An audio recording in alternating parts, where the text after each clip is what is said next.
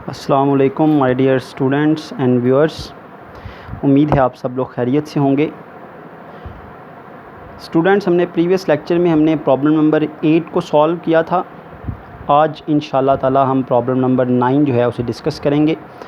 आप अपनी स्क्रीन पर देख सकते हैं फॉर्मेट। जो टैक्स पेयर है उसका नाम है मिस शहनाज।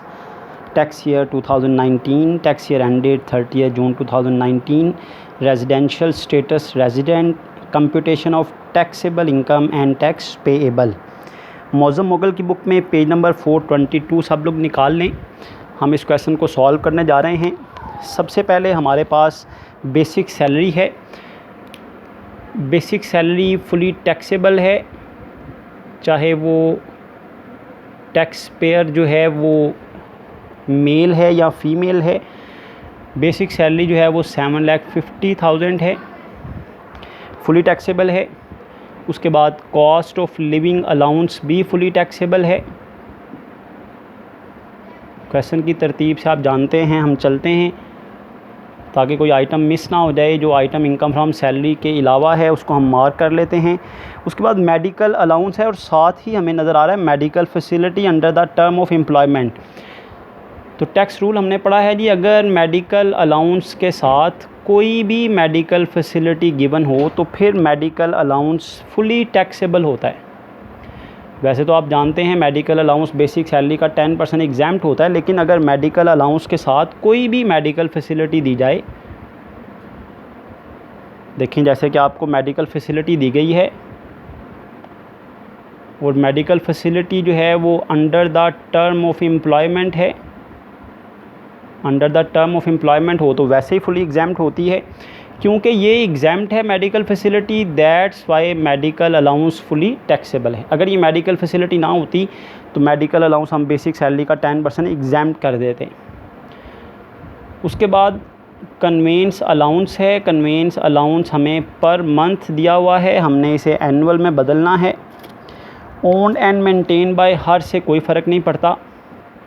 एनुअल से जब एनुअल में कन्वर्ट करेंगे तो इसे 12 से मल्टीप्लाई करेंगे तो कन्वेंस अलाउंस 60,000 जो है वो फुली टैक्सेबल हो जाएगा। उसके बाद एंटरटेनमेंट है ड्यूरिंग स्टाफ मीटिंग।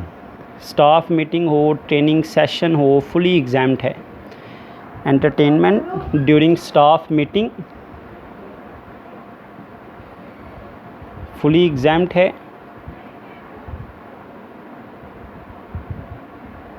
जितनी भी इसकी अमाउंट हो दैट इज़ 10,000 फुली एग्जैम्प्ट है। उसके बाद accidental insurance premium paid by employer.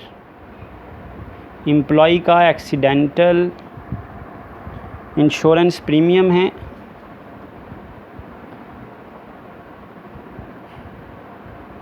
Paid by employer है क्योंकि एम्प्लॉयर ने पे किया है, इस वजह से फुली टैक्सेबल है क्योंकि ये बेनिफिट हो गया और ये बेनिफिट फुली टैक्सेबल है। एक्सीडेंटल इंश्योरेंस प्रीमियम की अमाउंट है 45,000। आगे लिखा हुआ है जी leave fare assistance. Leave fare assistance जो है ये फुली टैक्सेबल है, चाहे ये पाकिस्तान में ट्रैवल करने के लिए दिया जाए,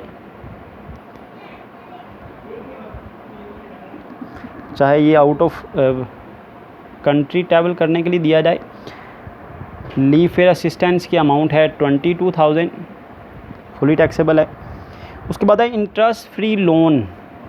अब ये इंटरेस्ट फ्री लोन डिफरेंट है, आप साथ देख सकते हैं लिखा हुआ है इंटरेस्ट फ्री लोन प्रोवाइडेड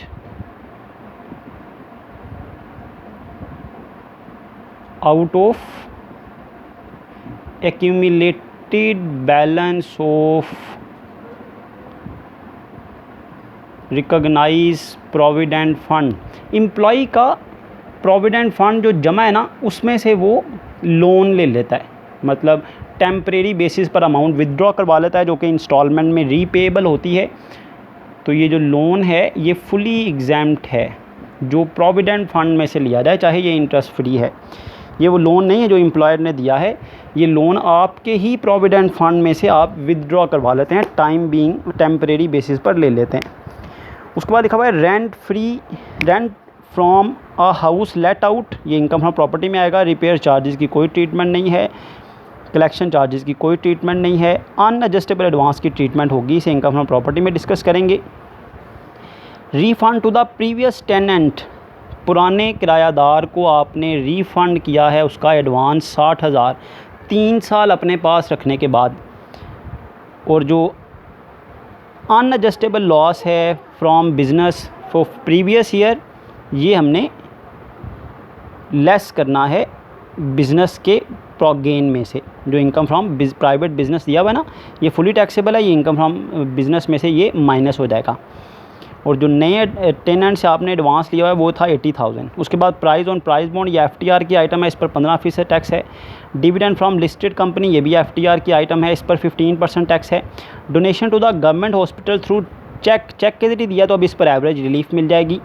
उसके बाद donation to the government educational institution, ये कैश में दिया, इस पर एवरेज रिलीफ नहीं मिलेगी क्योंकि ये कैश में दिया गया, इसका कोई प्रूफ नहीं होता। उसके बाद gain on sale of immovable property holding period more than 3 year, capital gain में आएगा, फुली एग्जाम्प्ट है। Tax deducted at source, tax deducted at source में लिखा जाएगा, सबसे आखिरी स्टेप है। Gain on sale of shares of private company dispose of after 12 month, after 12 month है तो 25% गेन का माइनस हो जाता है। आप जानते हैं ये टैक्स रूल है, कैपिटल गेन में लिखा जाता है।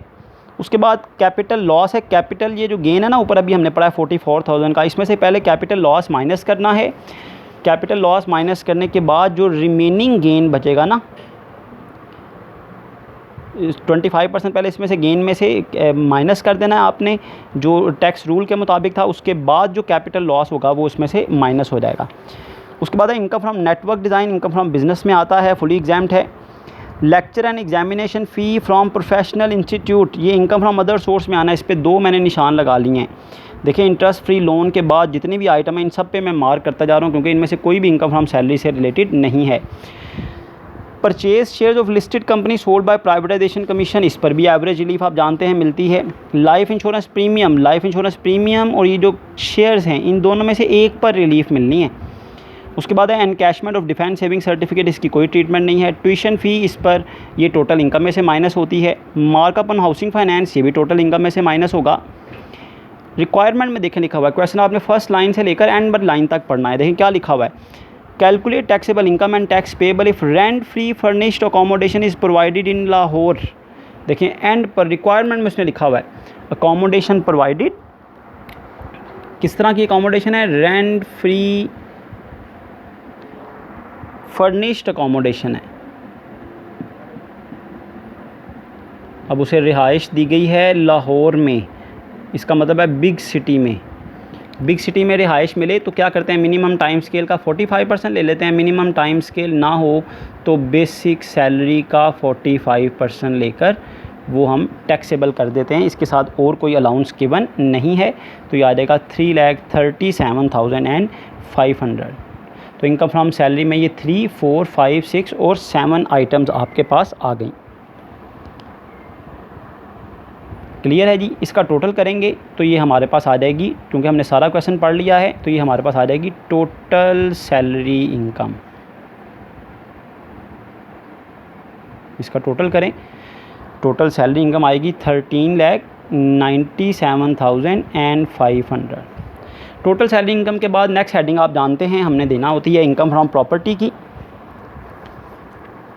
इनकम फ्रॉम प्रॉपर्टी को बड़े ध्यान से आपने समझना है।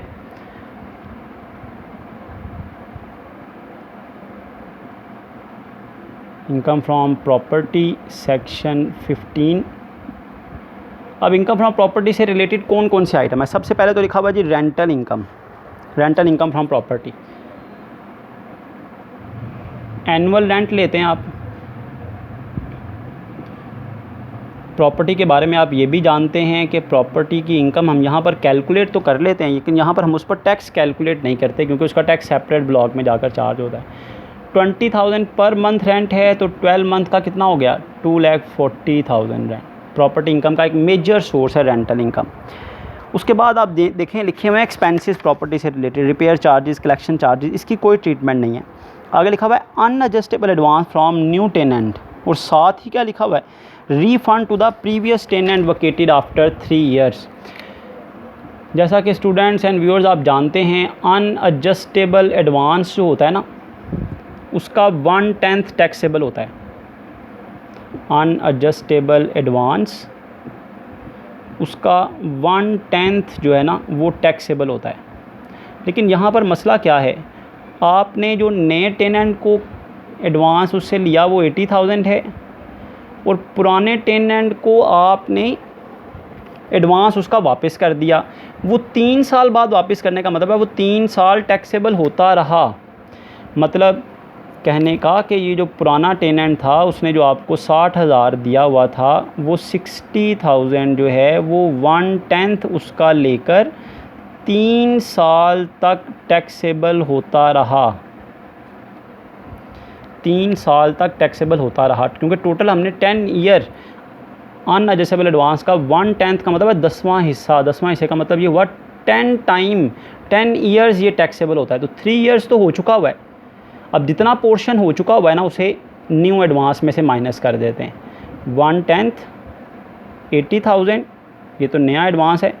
देखें 60,000 का 1/10 कितना बनता है 6,000, ठीक है, मल्टीप्लाई बाय 3, ये 3 साल तक टैक्सेबल होता रहा है। अगर ये 3 साल तक टैक्सेबल होता रहा है तो इसका मतलब है ये 18,000 तो एडवांस का टैक्सेबल हो चुका हुआ है।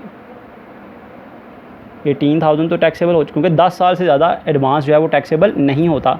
तो रिमेनिंग कितना बच जाएगा, रिमेनिंग बचेगा जी 62,000। बेशक नया एडवांस 80,000, लेकिन पुराने एडवांस का 3 साल का पोर्शन टैक्सेबल हो चुका हुआ है, तो उसे माइनस कर देंगे। रिमेनिंग 62,000 एडवांस कंसिडर होगा, उसका 1/10 आप ले लेंगे, तो ये प्रॉपर्टी इनकम में 6200 ऐड होगा। अगर तो पुराना एडवांस ना होता तो हम 80,000 का 1/10 ले लेते, लेकिन ये पुराना एडवांस 3 साल उसने लिखा हुआ टैक्सेबल हो चुका है। 3 साल कितना टैक्सेबल हुआ होगा, क्योंकि हर साल 1/10 होता है, तो 1 साल का 6,000 हो गया, 3 साल का 18,000 टैक्सेबल हो चुका हुआ है। तो नए एडवांस में से पुराने एडवांस का 18,000 माइनस कर दें, ताकि आपके पास एक ऐसी रकम आ जाए जो अगले 10 साल आप टैक्सेबल कर सकें। क्योंकि अगर 80,000 का 1/10 लेंगे वो तो 8,000 टैक्सेबल हो जाएगा, ये दोबारा 8,000 भी 10 ईयर टैक्सेबल होगा, फिर तो 13 साल हो गए, 3 साल पुराने वाले एडवांस का, 10 साल नए वाले एडवांस का। दैट्स वाई हम एडजस्टमेंट कर लेते हैं, ताकि नए एडवांस का वो पोर्शन आ जाए जो अब टैक्सेबल होना बाकी बच गया है। तो ये हम ऐड कर देंगे, तो आपके पास प्रॉपर्टी इनकम आ जाएगी 2,46,200। ये प्रॉपर्टी इनकम है। लेकिन प्रॉपर्टी इनकम पर आप जानते हैं हम यहाँ पर टैक्स नहीं चार्ज करते, हम यहाँ लिख देते हैं tax separately.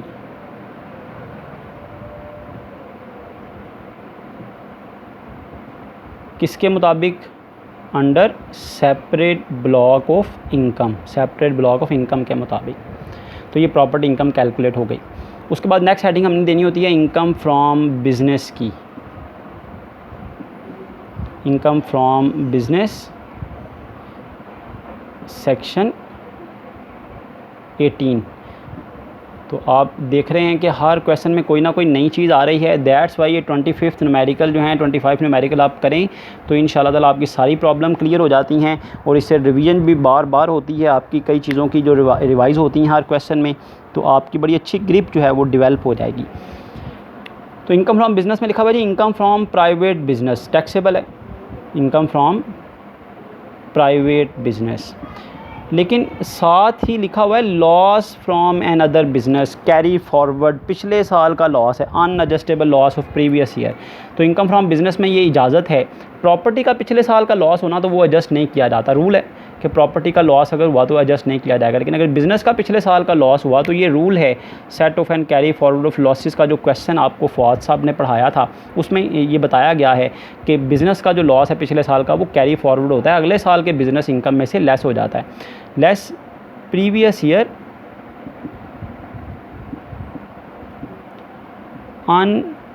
Unadjusted loss from business. Business का जो पिछले साल का लॉस था अनएडजस्टेड था, मतलब पिछले साल एडजस्ट नहीं हुआ, वो इस साल हमें एडजस्ट करना है। 55,000 करंट ईयर का प्रॉफिट है, उसमें से पिछले साल का जो लॉस है 40,000 ये एडजस्ट कर दें, मतलब माइनस कर दें। रिमेनिंग जो बिज़नेस की इनकम बचेगी वो टैक्सेबल होकर आउटर कॉलम में लिख दी जाएगी। उसके बाद इनकम फ्रॉम बिज़नेस की आइटम दी है जी, income from network design,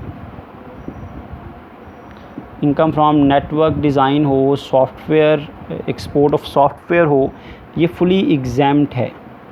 IT industries को प्रमोट करने के लिए पाकिस्तान में ये रूल है कि नेटवर्क डिज़ाइन की जो इनकम है ये फुली एग्जैम्प्ट है, बेशक ये आपका बिज़नेस जितना मर्ज़ी आपको प्रॉफिट दे रहा हो। तो यहाँ तक आपके पास बिज़नेस का पोर्शन भी कंप्लीट हो गया। यहाँ तक इसको नोट कर लें, फिर मैं रेस करके आपको नेक्स्ट पोर्शन करवाता हूँ जी। नेक्स्ट पोर्शन में हमने कैपिटल गेन से स्टार्ट करना है।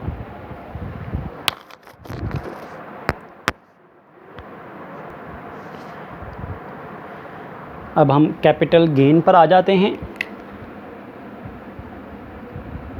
Capital gains section 37। Capital gains में देखें जी, आपने जिन जिन चीज़ों को मार्क किया हुआ है, सबसे पहले हमने मार्क किया हुआ था जी capital gain on sale of shares of private company, holding period more than 12 month है। Capital gain on sale of private company shares, क्योंकि इसका होल्डिंग पीरियड जो है वो मोर देन 12 मंथ है, दैट्स वाई ये 25% एग्जैम्प्ट है ये gain, less 25% exempt up to 25% of gain. Gain 44,000 है, इसका 25% आ जाएगा 11,000, या माइनस कर दें तो रिमेनिंग बच जाएगा 33,000। सॉरी, इसको इनर कॉलम में रहने देना क्योंकि कैपिटल लॉस भी है। 33,000 ये नेट गेन आ गया जी। अब नेट गेन जो है ना, इसमें से आपने अलाउड है कि आप कैपिटल लॉस माइनस कर दें। ये भी set of and carry forward of question वाले क्वेश्चन में लिखा हुआ है, रूल है कि आप कैपिटल लॉस माइनस कर सकते हैं उसी साल जिस साल लॉस हो। तो कैपिटल लॉस 18,500 का है, इसको माइनस कर दें 33,000 में से, तो आपके पास नेट गेन आ जाएगा 14,500 जो कि टैक्सेबल होगा। इसके अलावा कैपिटल गेन में एक आइटम थी जी, हमने मार्क की हुई है, gain on sale of immovable property, holding period more than 3 years है। Gain on sale of immovable property, gain on sale of immovable property, क्योंकि इसका होल्डिंग पीरियड जो है वो ग्रेटर देन 3 ईयर्स है,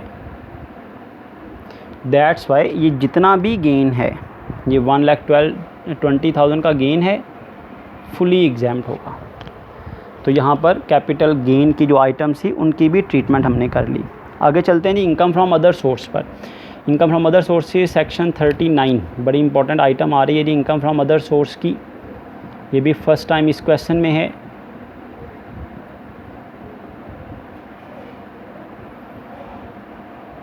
section 39 income from other source की कौन कौन सी आइटम है जी। इनकम फ्रॉम अदर सोर्स में जो जिन आइटम को मार्क किया मैंने, 1 बाय 1 हम देखते हैं ताकि कोई चीज़ हमसे मिस ना हो जाए। इनकम फ्रॉम अदर सोर्स में आ रहा है जी lecture and examination fee, page number 422 के सबसे एंड पे लिखा हुआ है लेक्चर एंड एग्जामिनेशन फ़ी। अब लेक्चर एंड एग्जामिनेशन फ़ी जो है या टॉक डिलीवर्ड ऑन टीवी जो है, हमने इसके बारे में पढ़ा है कि ये फुली टैक्सेबल भी है और टैक्स डिडक्टेड एट सोर्स में इसका 10% टैक्स भी माइनस करते हैं। लेकिन यहाँ पर इस क्वेश्चन में नया इशू भला क्या है, यहाँ पर इसकी नेट अमाउंट दी हुई है। नेट अमाउंट का मतलब ये होता है कि इसमें से टैक्स माइनस हो चुका हुआ है। 9,000 जो है ना, ये नेट अमाउंट है। देखिए हम तो यहाँ पर वो अमाउंट्स लिखते हैं जिन पर टैक्स कैलकुलेट करना हो, नेट अमाउंट का मतलब तो ये होता है इसमें से टैक्स माइनस हो चुका हुआ है।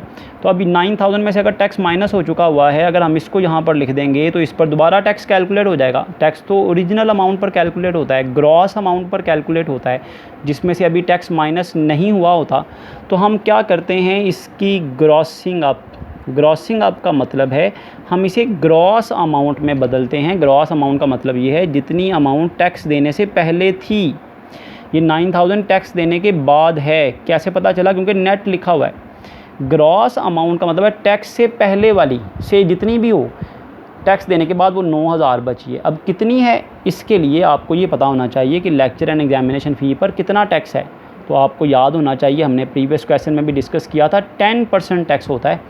इसका मतलब हुआ इस 9000 में से 10% टैक्स माइनस हुआ है। 9000 में से 10% टैक्स अगर माइनस हुआ है, इसका मतलब है ये जो अमाउंट है ना, ये पूरी नहीं है, ये 90% अमाउंट है।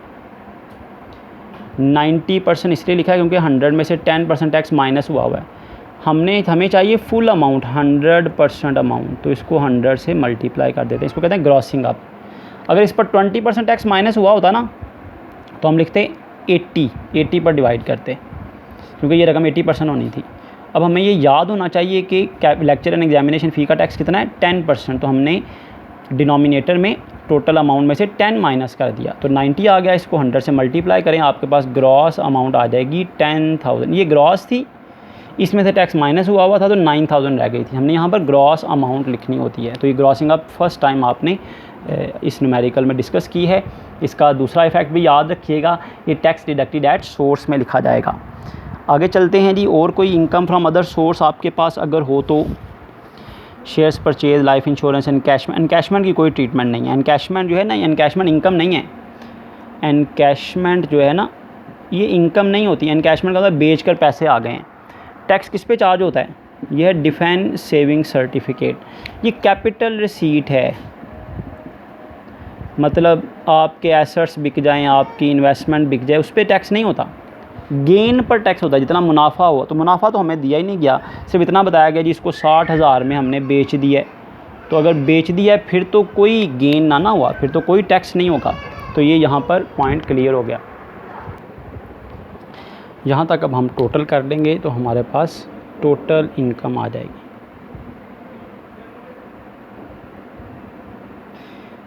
इनकम फ्रॉम सैलरी से लेकर बिज़नेस, कैपिटल गेन और अदर सोर्सेज, ये सारे आउटर कॉलम वाली इनकम्स को आप ऐड करें तो आपके पास टोटल इनकम आ जाएगी 14,37,000।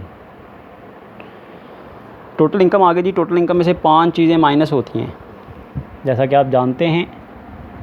टोटल इनकम में से 5 आइटम्स जो हैं वो अलाउड हैं, 5 डिडक्शंस जो हैं वो अलाउड हैं कि आप उन्हें माइनस कर सकते हैं। 14,37,000 में से 5 आइटम्स कौन कौन से जी? सबसे पहले ज़कात डिडक्टेड, वो नहीं है। वर्कर्स वेलफेयर फ़ंड, वो भी नहीं है। डोनेशन अंडर क्लॉज 61 स्केड्यूल 2, वो भी नहीं है। मार्क अपॉन हाउसिंग फाइनेंस है, वो जो आपने सूद दिया है ना घर बनाने के लिए, जो कर्ज़ा लिया था, उसके लिए जो कर्ज़ा लिया था उस पर जो मार्कअप है, जो सूद आपने दिया है, वो अलाउड है, आप उसे माइनस कर सकते हैं 75,000।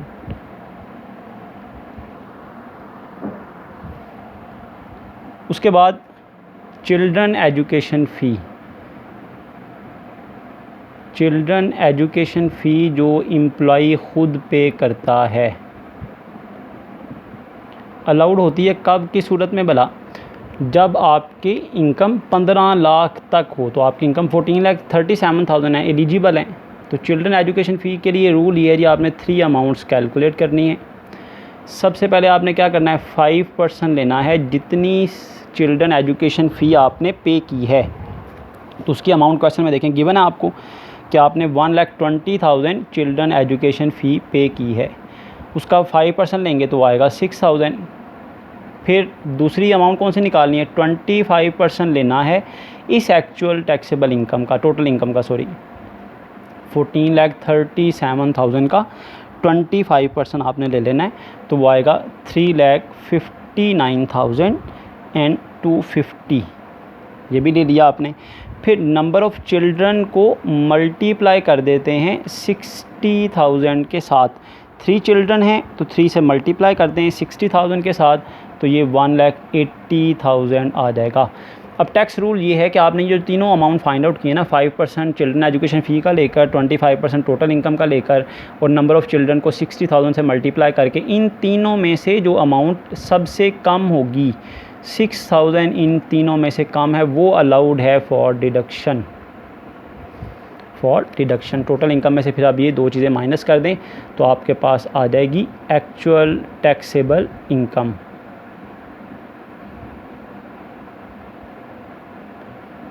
तो ये 81,000 इसमें से माइनस हो जाएगा, 75,000 ये और 6,000 ये, 81,000 बनता है, ये माइनस हो जाएगा। तो आपके पास एक्चुअल टैक्सेबल इनकम आ जाएगी 13,56,000। अब एक्चुअल टैक्सेबल इनकम में टैक्स रूल ये है, जिसके बाद इसमें ऐड होता है share from association of persons.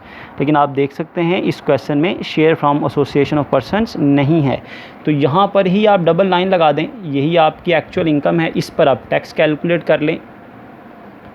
Computation of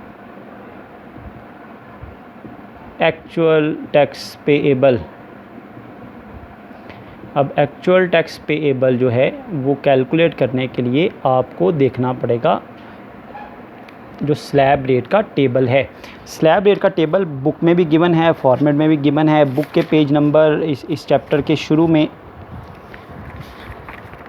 page number है जी 391, उस पर गिवन है। 4th स्लैब में आप लाई कर रहे हैं। 4th स्लैब में इनकम है 12 लाख से लेकर 25 लाख तक। तो उसमें रूल ये है कि आपकी इनकम 12 लाख से 12 लाख से जितनी ज़्यादा है उस पर 5% टैक्स है। आपकी इनकम है 13,56,000। ये 12 लाख से जितनी ज़्यादा है, कितनी ज़्यादा है जी, 1,56,000 ज़्यादा है, इस पर 5% टैक्स है। इस पर 5% टैक्स है। 1,56,000 पर 5% टैक्स अप्लाई करें तो ये आ जाएगा 7,800। ये आपका आ गया actual tax payable. Actual tax payable 7,800। अब एक्चुअल टैक्स पेएबल के बाद हम ऐड करते हैं, 3rd स्टेप है वैसे तो ये, add tax on separate block. Separate block मैंने कल भी बताया था कि 3 चीज़ें सेपरेट ब्लॉक में आती हैं। एक प्रॉपर्टी इनकम, एक कैपिटल गेन की वो इनकम जिनके साथ आप लिखते हैं जी इस पर टैक्स सेपरेटली लगाना है, और तीसरा आता है गोल्डन हैंडशेक। इस क्वेश्चन में सिर्फ प्रॉपर्टी इनकम है, क्योंकि कैपिटल गेन आपको नज़र आ रहा है, कैपिटल गेन में कोई आइटम भी ऐसी नहीं है जिसको हमने सेपरेट टैक्सेबल का कहा हो। इसका एक टैक्स यहाँ पर लग गया, एक तो है वो फुली एग्जाम्प्ट हो गया। तो टैक्स ऑन प्रॉपर्टी इनकम अब कितना है जी, प्रॉपर्टी इनकम है कितनी, आपने फाइंड आउट की थी प्रॉपर्टी इनकम प्रीवियस पेज पर, 2,46,500 थी आई थिंक, 2,46,500 थी, सॉरी 2,46,200 थी। अब टैक्स रेट ये है कि प्रॉपर्टी इनकम के टैक्स रेट का टेबल भी बुक में गिवन है, पेज नंबर 399 पर, 398 पर। उसमें लिखा हुआ जी 2 लाख तक तो प्रॉपर्टी इनकम वैसे ही एग्जाम्प्ट है, बाकी बची 46,200, इस पर 5% टैक्स है। 2 लाख तक प्रॉपर्टी इनकम एग्जाम्प्ट हो गई, जो रिमेनिंग इनकम बची 46,200, उस पर 5% टैक्स आ गया 2,310। तो अब आपका एक्चुअल टोटल टैक्स पेएबल आ गया। पहले सिर्फ था एक्चुअल टैक्स पेएबल, अब आ गया एक्चुअल टोटल, क्योंकि प्रॉपर्टी इनकम को आपने वहाँ पर पेंडिंग कर दिया था, अब उसका टैक्स भी ऐड हो गया। अब टोटल टैक्स आ गया, एक्चुअल टोटल टैक्स पेएबल। इन दोनों को आप ऐड कर दें तो आपके पास टैक्स आ जाता है 10,110। ये पेज भी कंप्लीट हो गया जी। अब इसको भी मैं रेज़ करने लगा हूँ जी, आप इसको नोट कर लें। मैंने सिर्फ इस हिस्से को रेज़ किया है, उसकी वजह यह है कि इन चीज़ों का कनेक्शन होगा तो आपको ज़्यादा अच्छी अंडरस्टैंडिंग आपकी डेवलप हो जाएगी। तो एक्चुअल टोटल टैक्स पेएबल से आगे चलते हैं। एक्चुअल टोटल टैक्स पेएबल आया जी 10,110। एक्चुअल टोटल टैक्स पेबल निकालने के बाद फोर्थ स्टेप है सीनियर सिटीजन रिबेट या टीचर या डिसेबल पर्सन की रिबेट, वो नहीं है इस क्वेश्चन में। उसके बाद आता है जी टीचर्स रिबेट, फिफ्थ स्टेप, वो भी इस क्वेश्चन में नहीं है। क्लियर। उसके बाद सिक्स स्टेप है फॉरेन टैक्स क्रेडिट, वो भी इस क्वेश्चन में नहीं है। सेवन स्टेप है जी एवरेज रिलीफ, वो इस क्वेश्चन में है।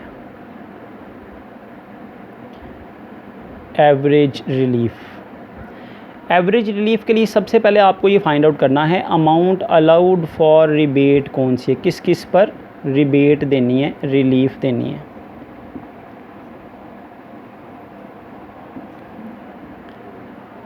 तो क्वेश्चन में जिन जिन आइटम्स को पढ़ते हुए आपने कहा था जी इन पर रिलीफ देनी है, सबसे पहले donation to the government hospital through check,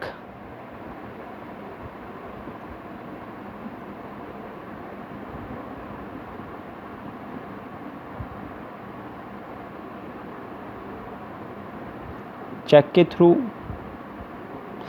इस पर रिबेट मिलेगी जी, 1,50,000 की अमाउंट है। उसके बाद shares of listed company purchase and life insurance premium, इन दोनों में से जो बड़ी रकम है ना उस पर रिबेट मिलती है। याद रखें, shares of listed company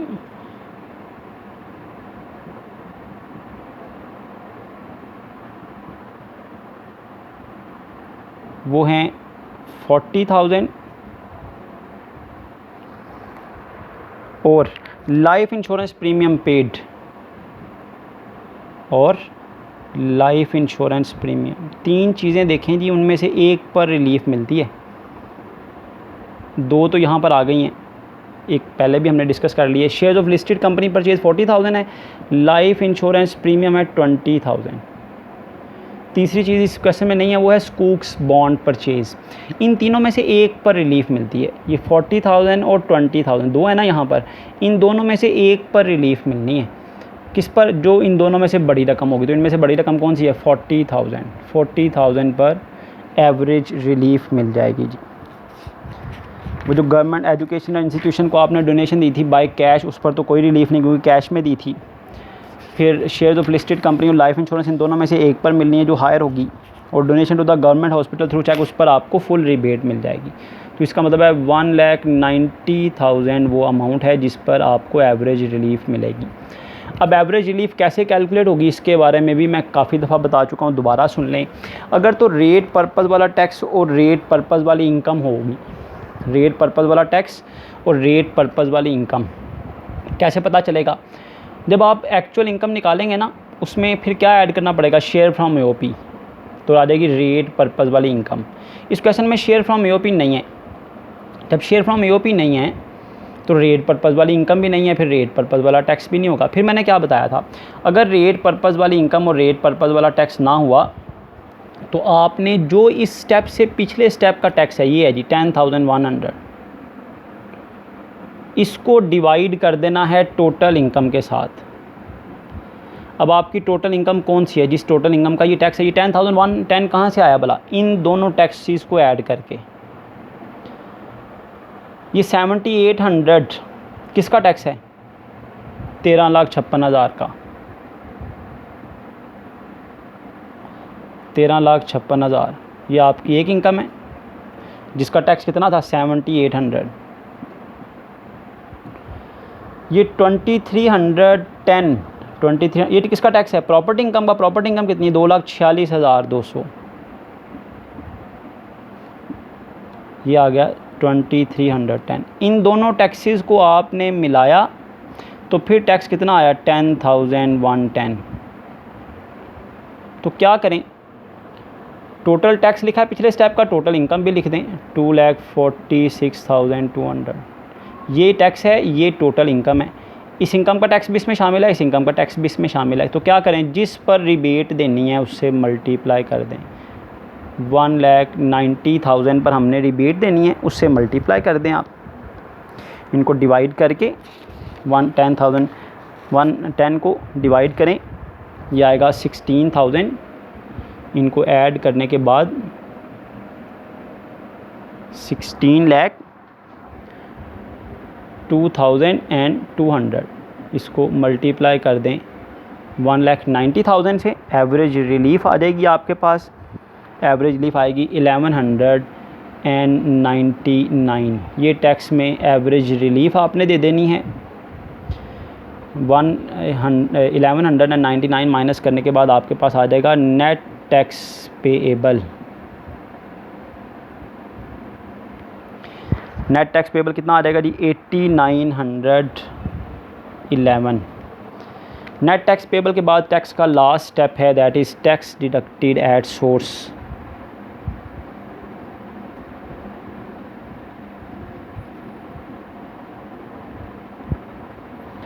tax deducted at source. Question lengthy है, आप लोग समझ रहे होंगे जी, बोर हो रहे हैं भाई। देखें मैं आपके लिए एफ़र्ट कर रहा हूँ, वरना तो मैं आपको कहता भाई ये सोल्यूशन है, बुक में जाके देख लें।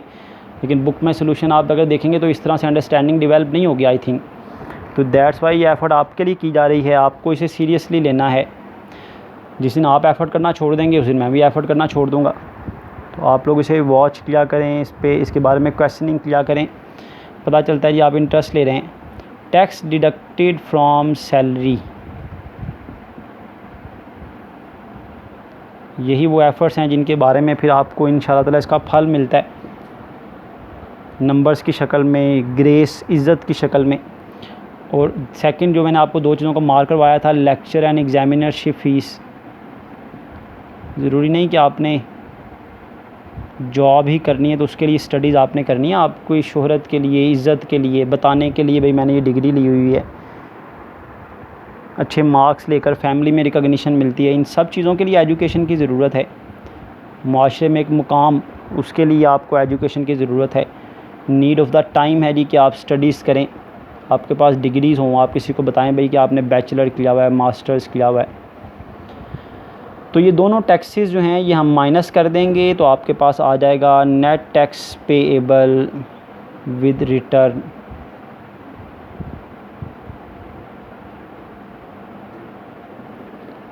Net tax payable with return आ गया जी 911। यहाँ तक ये क्लोजिंग हो जाएगी जी। ये वाली इनकम का हिस्सा तो कंप्लीट हो गया जी। अब हम आते हैं टैक्स अंडर एफटीआर पर।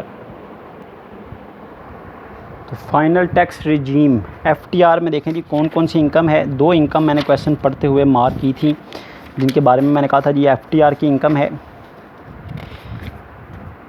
एक था जी डिविडेंड फ्रॉम लिस्टेड कंपनी, और दूसरा था prize on prize bonds. Dividend from listed company